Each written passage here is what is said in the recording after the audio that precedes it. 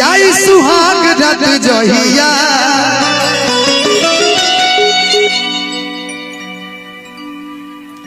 कि चढ़ चढ़ करी चढ़ पहिया कि देव मुचकाई करी हैया बाबा आर लाई हवा आलिया से दावैया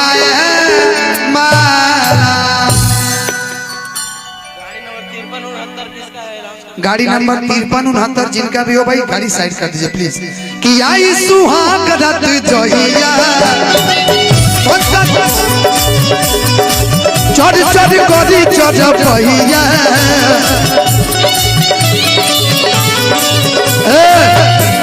रुकिएगा। अच्छा इधर हाथ कीजिएगा अपना। इसका क्या राज है भाई? जय बजरंगबली। तोड़ दे दुश्मन की लड़ी ना। नहीं नहीं, मुझे बजरंगबली बहुत प्यारे लगते हैं। बहुत